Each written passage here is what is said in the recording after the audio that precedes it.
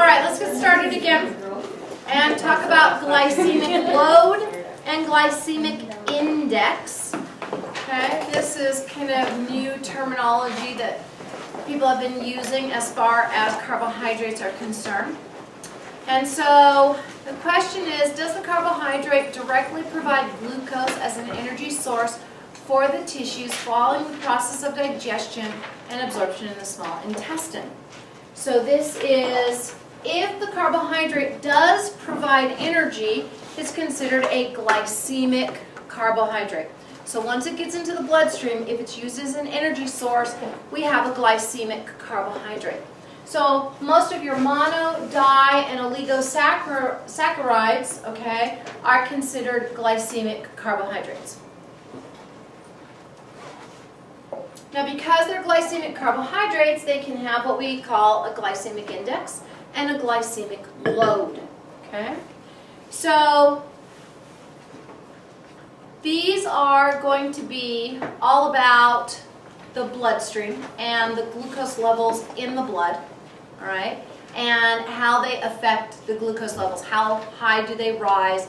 What's going on? So certain carbohydrates do not cause the glucose level and therefore do not cause the insulin response that other carbohydrates do, okay? So when we talk about glycemic index, this is the measure of the rise, the peak, and the eventual fall of blood glucose after we consume a carbohydrate meal. So depending on how high the peak goes, where's my pointer gone? How high the peak goes and then how long it takes for that peak to come back down, this is the glycemic index of the meal. Okay? The glycemic load refers to the amount of carbohydrates in a food multiplied by the amount of glycemic index of that food. Okay? So the higher the glycemic index, the greater the insulin response. Because the carbohydrate, the glucose in the blood is going up and it's staying up and taking a longer time to come down. So we'd say you're actually measuring the area under the curve to see what the glycemic index is. So the bigger the curve, the greater the glycemic index of that meal, okay? In comparison, let's say this is a much lower glycemic index meal because you're not going to get as much of an insulin response. Now what we've been seeing is you have, let's say the United States, a country where we eat a lot of carbohydrates all day long. So now your pancreas is making insulin in response to this all day long. And if you have a very high glycemic index where you're eating lots of carbohydrates, mainly you're looking at the simple carbohydrates, okay? Because usually if you're eating, let's say, rice or potatoes, okay, and you're not eating all the candies and the cookies and the cakes and all that kind of stuff, you're going to see a much lower glycemic index. The simple sugars, those mono, di, oligosaccharides, they're going to cause the higher, longer lasting glycemic index. Okay? And then you have people who are eating this all day long. So they're eating Captain Crunch for breakfast. Tons of simple sugars in that. And then they're having, I don't know, Hostess Twinkies for a snack at 10. And then they're eating some fast food garbage at noon. And then they're not full, so then they have to have another, you know, sugary snack in between. And then maybe they have a regular dinner. Now even in that fast food, it doesn't seem like it, but there actually are a lot of simple sugars in that fast food because there's a lot of additives to the meat. And there's one of the problems with the fast food as well. And then, of course, if you're having fast food, you've got to have your soda, too. And you have tremendous amounts of sugar with that soda. So the problem is all day long, the blood glucose levels keep going up and up and up and up. And this is all day, every day, 7 days a week for years and years and years. Now, two things happen. One of the things that happens is downregulation. What's downregulation? Somebody tell me. What's downregulation? Go back into those index cards of physio. What is it? When the receptors for insulin are sent into the cell, they can no longer hold the glucose inside the cell. Perfect. I love it.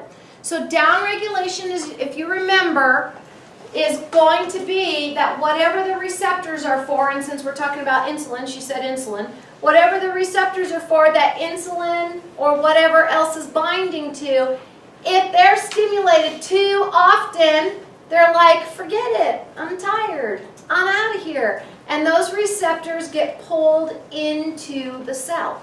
So if I have a cell, and on my cell membrane, I'm going to have some kind of gate, okay?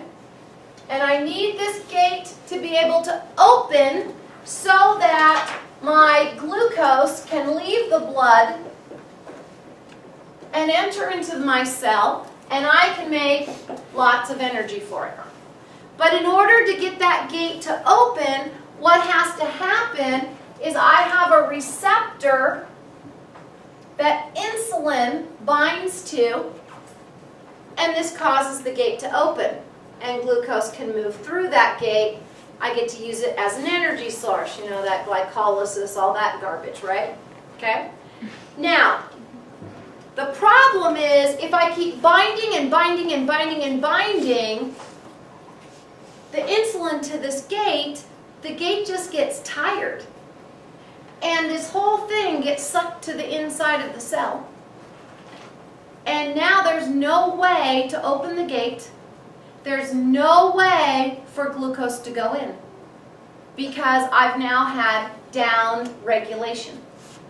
This type of down regulation is now referred to as insulin insensitivity. Or, maybe you've heard of it this way, metabolic syndrome. Now, metabolic syndrome has a couple other components we'll talk about in a minute, but this is still all about downregulation. I've overstimulated, I've hyperstimulated the receptors, they can't take it anymore, and they pull inside. Well, that's not good enough because we've got to get that glucose into the cell. So now what the pancreas does is it starts making even more insulin. And more and more and more insulin because it doesn't realize that these receptors aren't there. And so the sugar levels are still too high. It's sensing those high sugar levels in the blood and it just keeps cranking out the insulin. And then eventually what we have is pancreatic burnout. And what disease do we call pancreatic burnout? It's diabetes.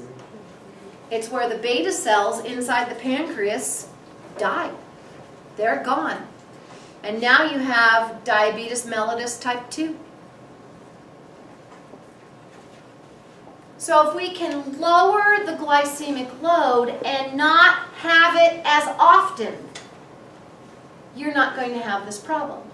So even though maybe, let's say, you see people in countries, well, not as much anymore, and I'll tell you why, but for instance, in Japan. People in Japan like to eat rice. Lots of rice. But they're not eating rice all day long.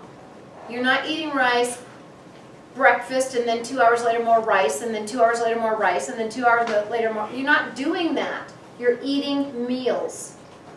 And even if you were eating the rice, it still doesn't raise the glycemic index. It doesn't raise your blood glucose levels as much as if you're eating a Snickers bar. You don't get as much of a response. So historically, we haven't seen as much diabetes. However, God bless America, we have now taken fast food restaurants and candy bars and all that stuff into Japan, and they have diabetes at the same rate that we do. Because the Japanese love the same foods we love. Kentucky Fried Chicken, McDonald's, they're all there. We have destroyed that country. By the way, here's something really interesting. When we started taking all those fast food restaurants and everything into Japan, if you look at the rates of breast cancer and colon cancer and diabetes and all those heart disease, all those bad things that we have here, the more fast food restaurants, the higher the rates went. More fast food restaurants, the higher the rates went. And they're just stinking as addicted to it as we are. They love that stuff. And one other thing happened, they also started getting taller. More protein, folks. Not as much protein in fish as there is in beef. You want your kid to be taller? Don't keep that beef out of their diet. So this is just a chart showing you some of the glycemic index of typical starchy foods. So let's see. Glycemic index of pizza, what's that, about 33. Chocolate bar, around 40. Jelly beans, what is that, 80 or 90? 80, okay. Onions, 75. That's almost as high as jelly beans. Well, wheat bread. Wheat bread. Where's wheat bread? Check that out. It's as high as jelly beans. It's supposed to be better. Huh. It is supposed to be better for you. That's what God Bless America says, right? Let's see. Popcorn. Let's see. Chocolate bar around 40. Oh, look at that. Sweet potato, 44. So maybe you should eat a chocolate bar. But broccoli's only 10. Cherries, 22. Banana, 56. Holy cow. Watermelon, oh, 72. Look at this one. Dates, 103. Whoa. Yeah. Kiss up. Say to it. Good. I want you to really know it.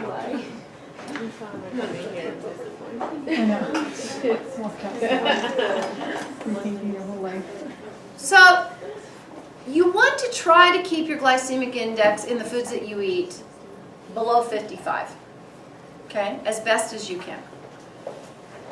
If you're eating above 70, bad. You really want to try not to. Because, like, look at soda, 72, donut, 76. But look at that wheat bread again. And that baked potato, 80 and 85.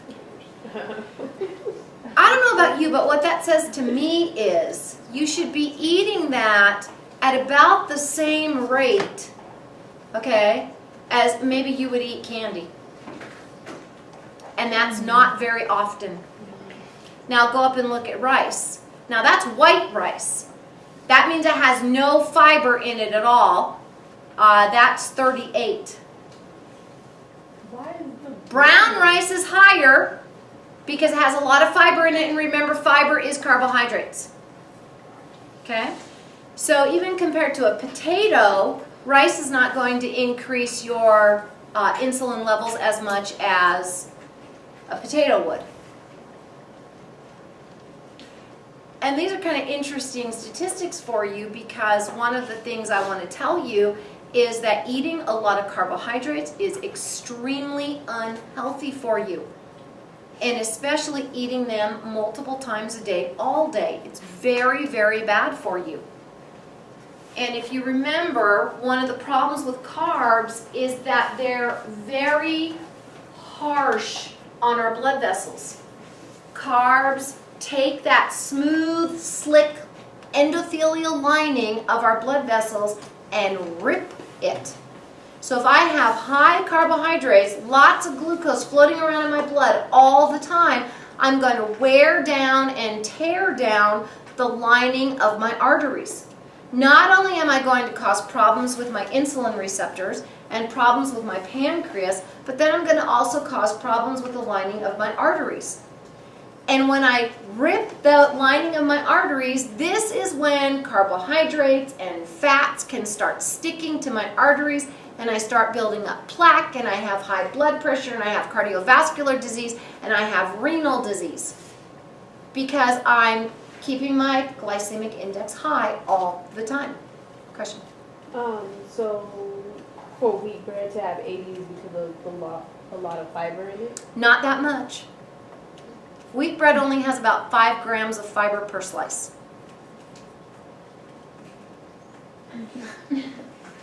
So now let's think about this for a second, okay? Let's be real here. You guys are very smart people. You've done a lot of college now, so you're not these high school students that I'm teaching in 107, right? Okay, you know something now. So why is our government telling us to eat this stuff? It's subsidized? Yeah, It's cheaper. it's cheaper. It's subsidized. Now what does subsidized mean? So, okay, I'm a farmer. I am a farmer, okay? That's what I do. I come in here, I teach you, but I'm also a farmer. Oh, Dr. Harvey.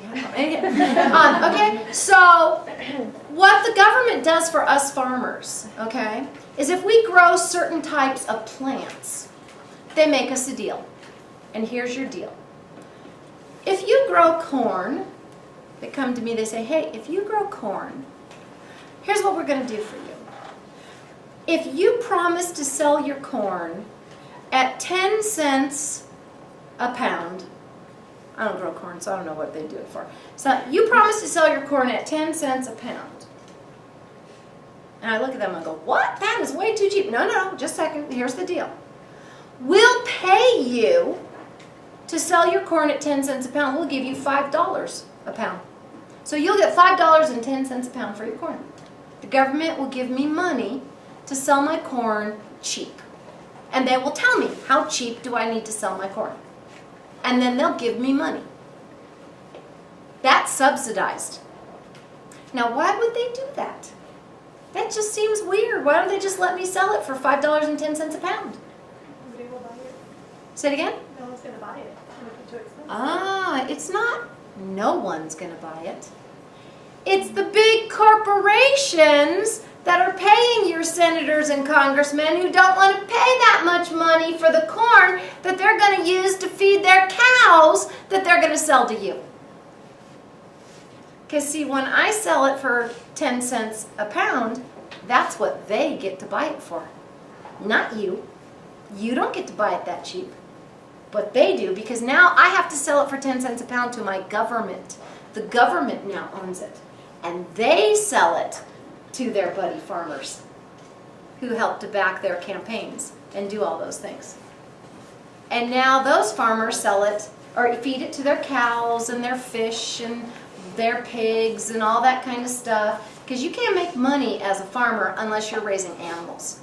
So they all raise animals. And then they sell you the meat. Now the government does say to them, don't sell it too expensive. Sell it a little cheaper because we kind of helped you out. Sell it to the people cheaper. And you are totally fooled. You think it's cheap meat. But now where did that government get the $5 in the first place to pay me? From you. They taxed you. It's in your taxes. They took it from you. Is that the stupidest thing you've ever heard? So who's getting rich? Well, the government people, because they're getting money from the people who sold you the cow.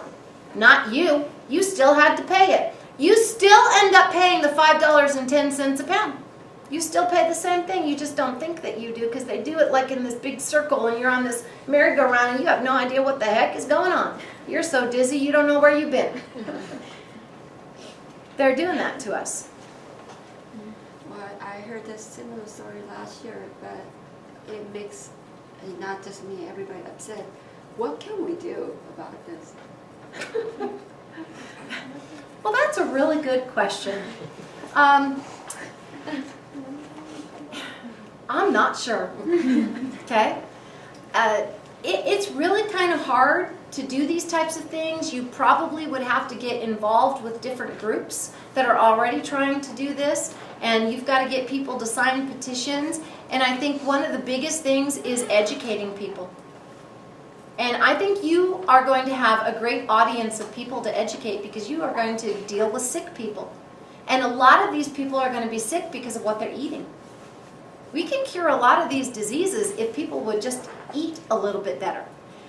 And one of the other problems is we don't eat better, because I don't know about you, but a lot of that food tastes disgusting to me.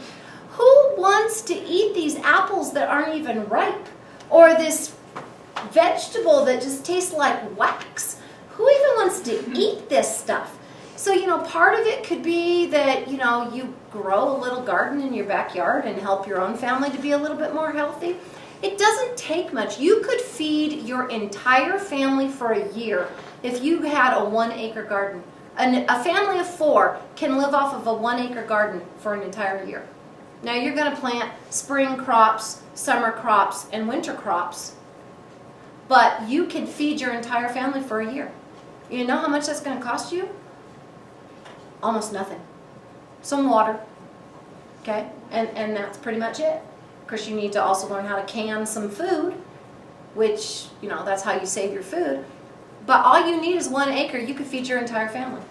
So I think teaching people about how really easy it is to grow your own food and the things that you need to do, you don't need to pay a lot of attention. You stick it in the ground, you water it, you walk away. It grows. You don't even have to say, please grow. It just does.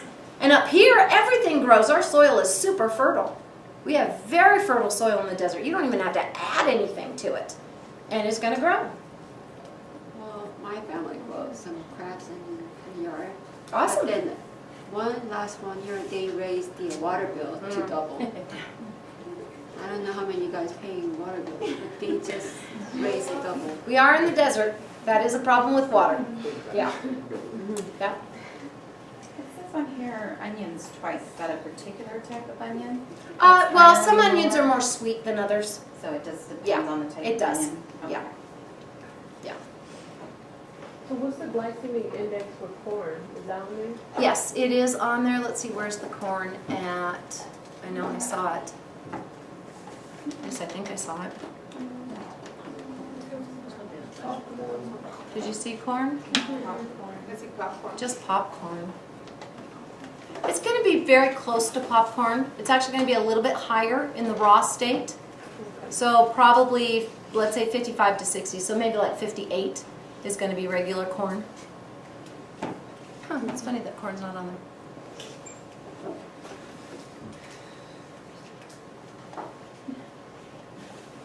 So this is just a chart of the different kinds of carbohydrates we've gone through so far. Now, one other thing I want to tell you, because we were just talking about that glycemic index. If you're talking to somebody who is talking about the RDA, RDA stands for Recommended Daily Allowance. So the recommended daily allowance of certain foods by the government, your RDA for carbohydrates, is a minimum of 130 grams and up.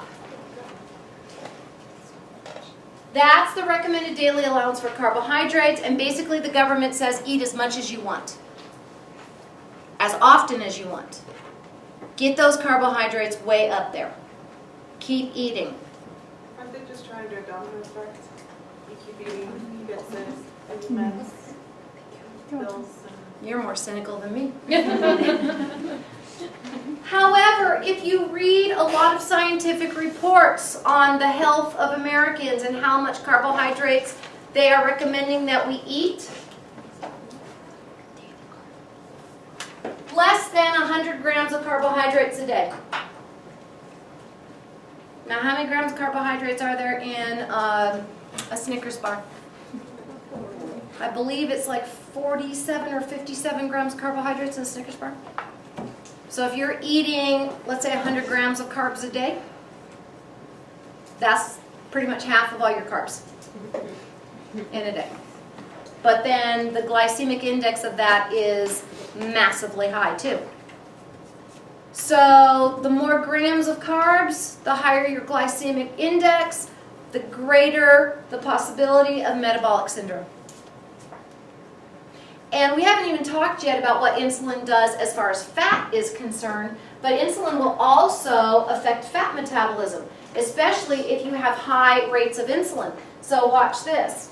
So I'm eating carbs pretty much all day long, okay? So my carbohydrates are up, so I have this high glycemic load, which then means my insulin levels are going to be up all the time.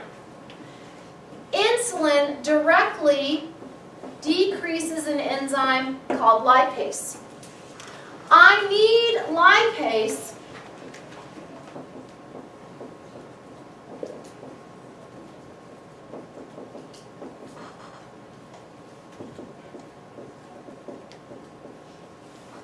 to break down my fats for energy.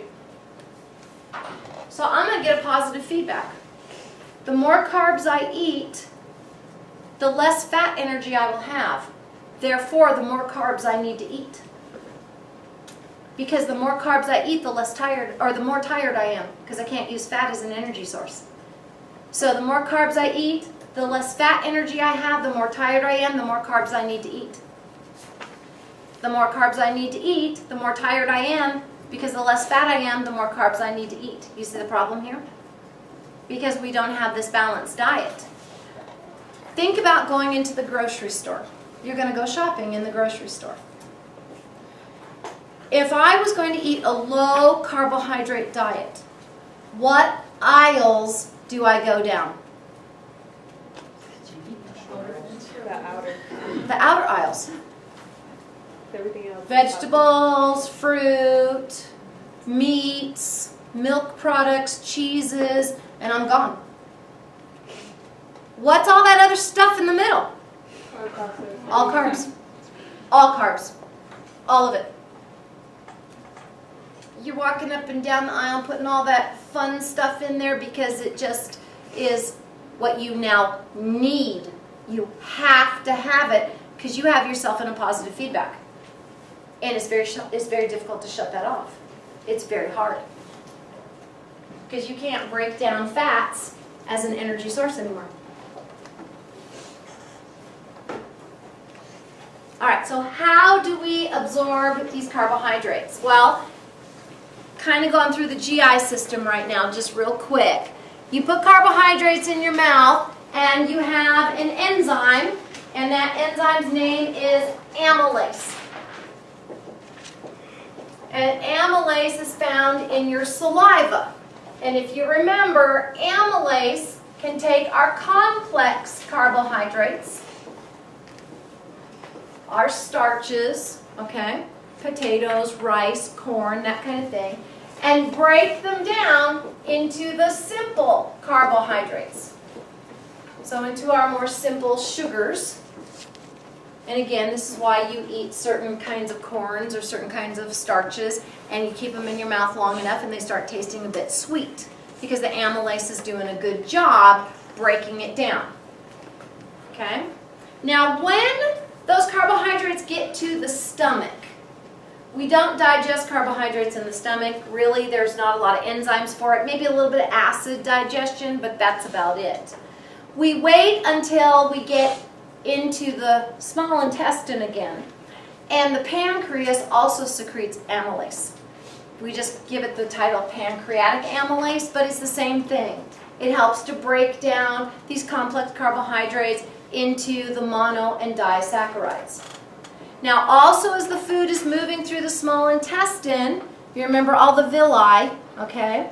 And sometimes the villi is called the brush border, because if you look at it with a microscope, it kind of looks like the bristles of a brush. So this is the brush border. And as your food moves across the top of the villi, some of those cells explode off and they release enzymes.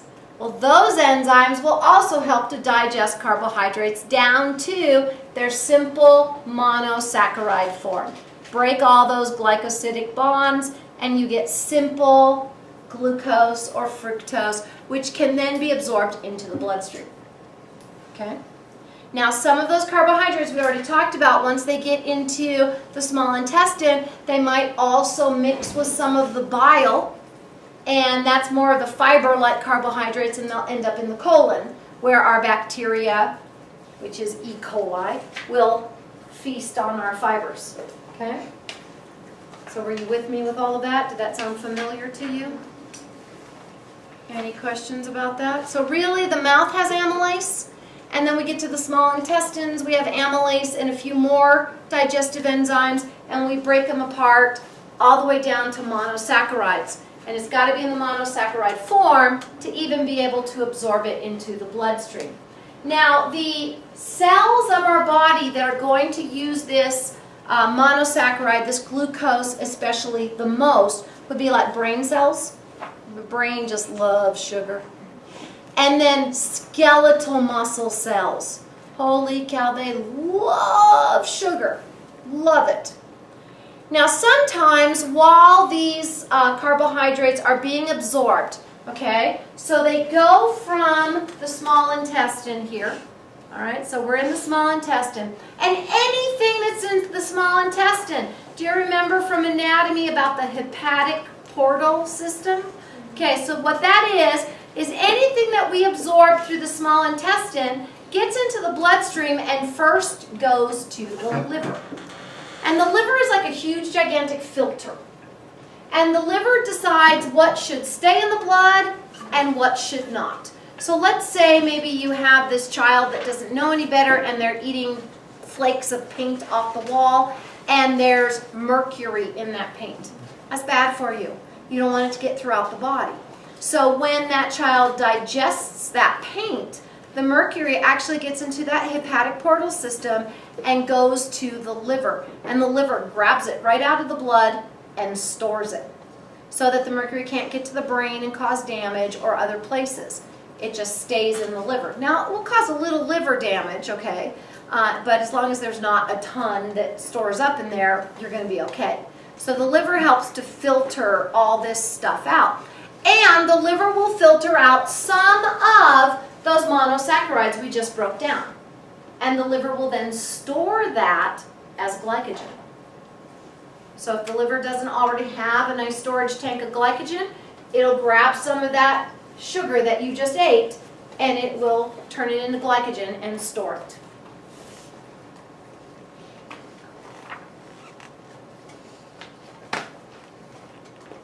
Okay, so now in the bottom here, because we've already basically talked about this, so the fate of the monosaccharides in the liver depends on what you need.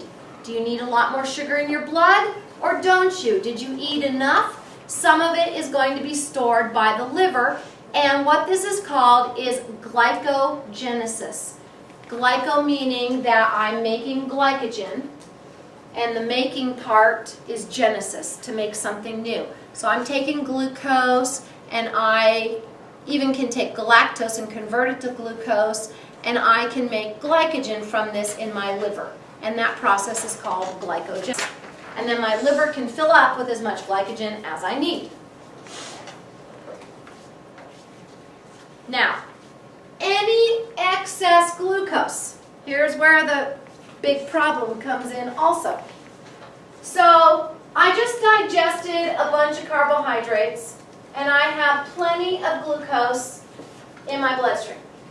Some of that glucose is going to go to the liver, and I'm going to produce glycogen, and I'm going to store that glycogen away. No problem. Some of that glucose is going to enter cells, and I'm going to produce energy from this. But what if I'm not moving a whole lot today? And I'm like at school, and all I'm doing is walking from classroom to classroom, and I'm sitting for hours at a time. I don't need a lot of quick energy. So what do I do with all the excess? Because I've been having to eat carbohydrates because I'm low in energy because I can't process fat well. Not a problem. Glucose is then converted into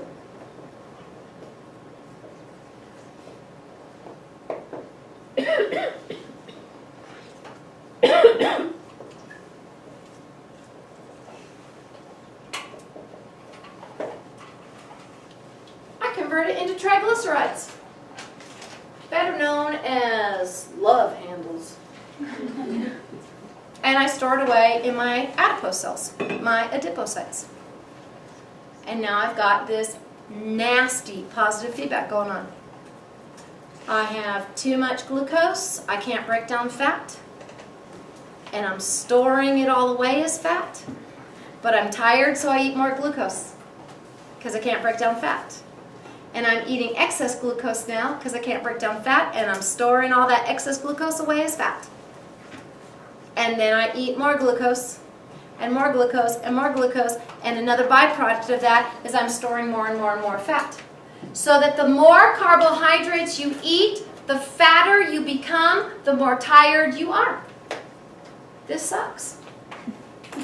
Now, of course, there is something else that you can do. Move. Lots of movement. So if you're out exercising and you're out running and swimming and jumping and, doing all that stuff, and you're moving, well, you're not going to store that away as fat because then the body needs more carbohydrates. An excuse to eat more carbs? You have to exercise a ton. There's a problem. As we get older, you don't have time for that. Ain't nobody got time for that, right? I love that. And so that becomes a big problem for us. And so you start having to, find the wide seat to sit in. And trust me, it happened to me too. I remember going to the movies and being so wide I could not sit in the seat. It's like, this is a serious issue. This is a problem. I literally had to sit on the edge of the seat because, in the good old days it was just like the fold-down seats and you just sat on the edge of the seat. Sat there the whole time going, this is totally uncomfortable. I do not want to do this anymore. This is not cool. Not cool at all. Not fun. Any questions about this?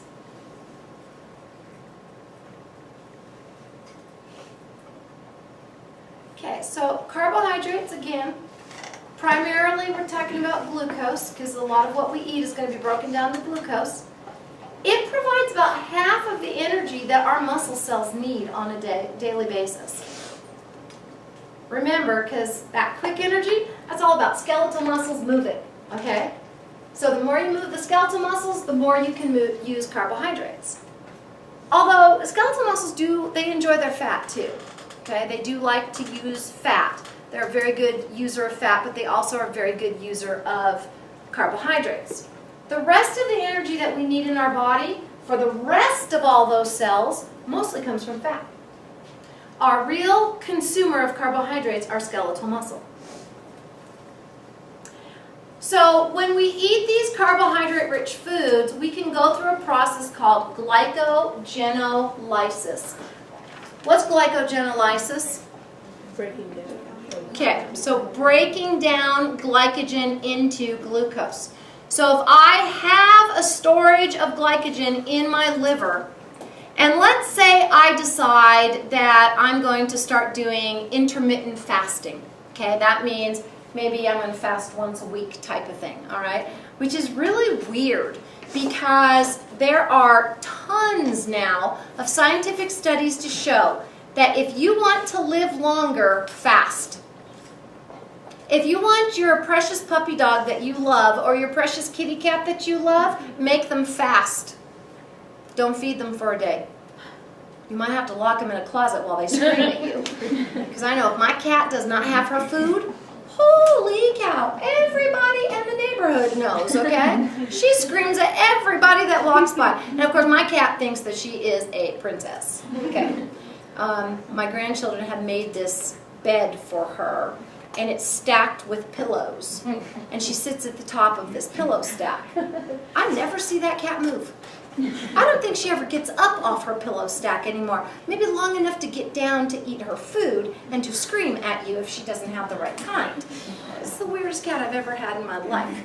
All the other cats live outside. She was supposed to come in and catch mice. Yeah, I catch the mice for her. Anyway, so we don't know why fasting actually gives us longevity, but it does. So intermittent fasting is actually a good thing. So if I decide I'm going to fast for 24 hours, usually about at the end of maybe 10 to 18 hours of fasting, I will have no more glycogen in my liver. Because I'm not eating, and my glucose supply in my blood is dropping, so I'm going to then start breaking down the glycogen into glucose in my liver. And so it'll go into my bloodstream and I'll raise my glucose supply. But it takes somewhere, depending on how much you had to begin with in your liver, between about 10 to 18 hours. And then your glycogenolysis, your breakdown of glycogen just stops. And now you turn to fat burning. So for the other hours that are left, your body's going to be basically burning fat for fuel. Okay? What's gluconeogenesis?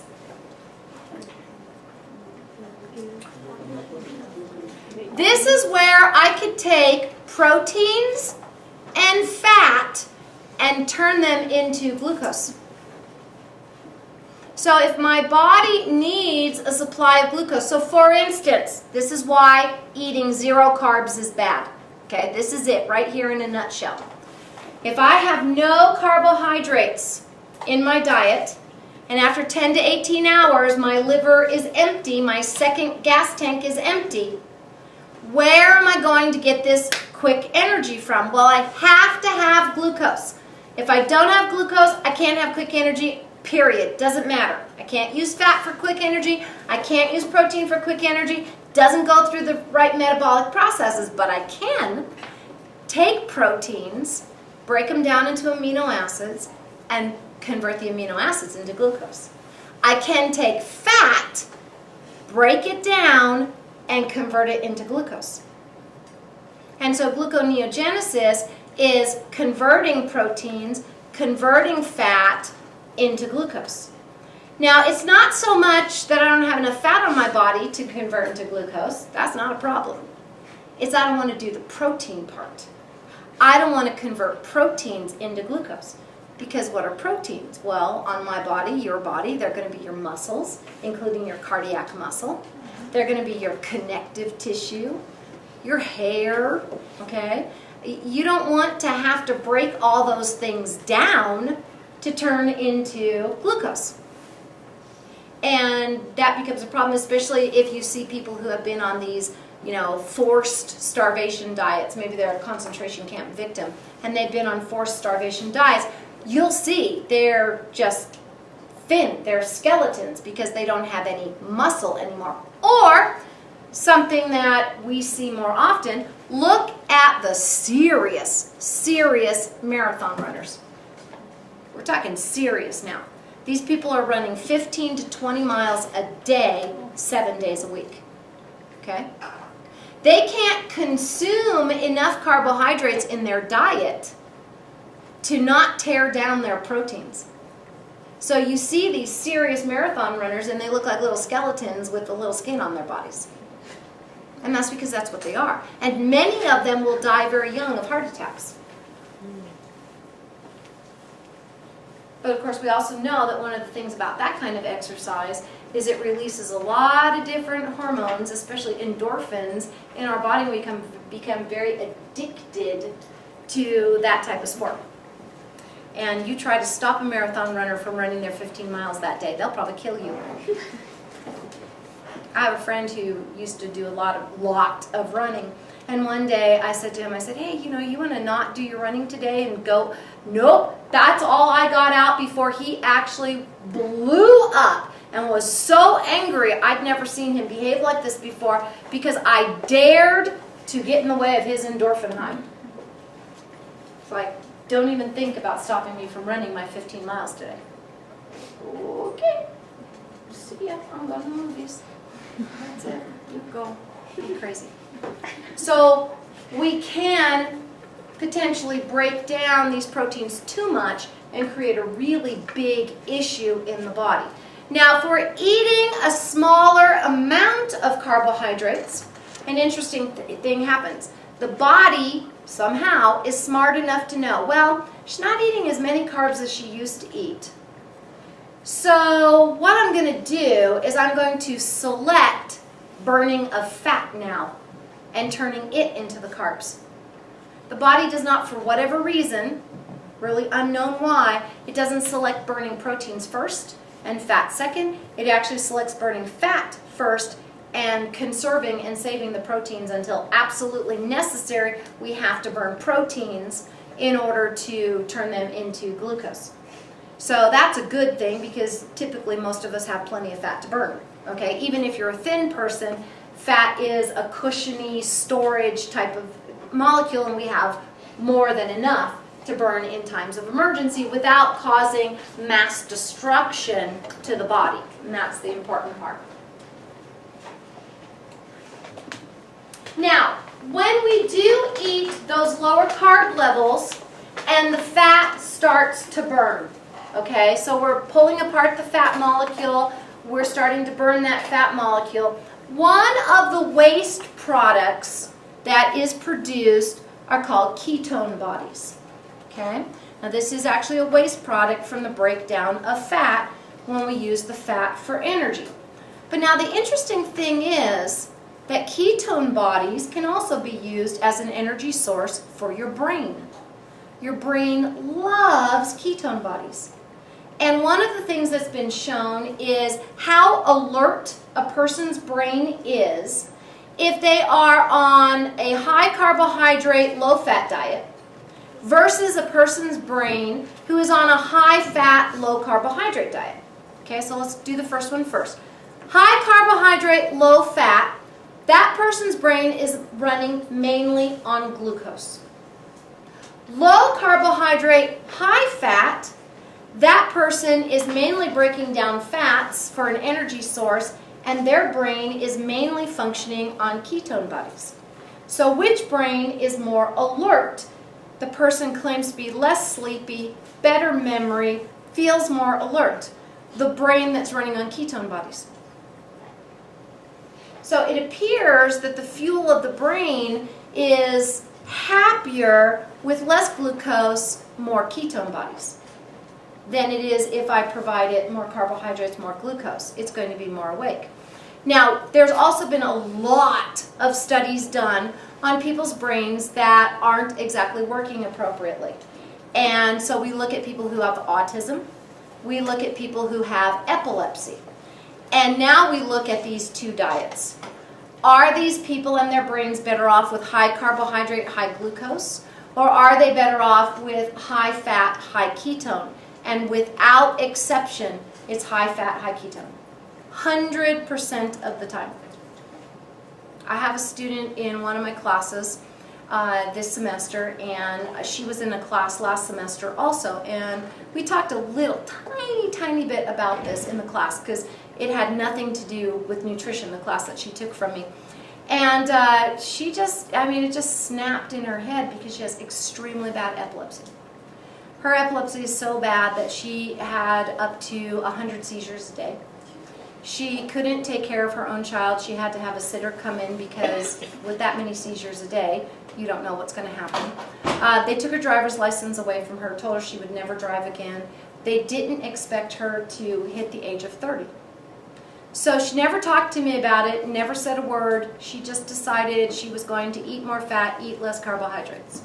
So at the beginning of this semester, she came up to me and she said, I never told you that I did this, but I want you to know that just a little bit that you talked about, I completely changed everything I eat, and it's totally changed my life. I am down to having maybe 1 to 2 seizures a day. She said they're minor seizures, so small that it doesn't really disturb me. They gave me my driver's license back. I don't have to have a sitter for my child anymore. She says I'm a completely new person. So it's interesting what the difference is in how our brains react to high glucose levels and how our brains react to the high ketone levels.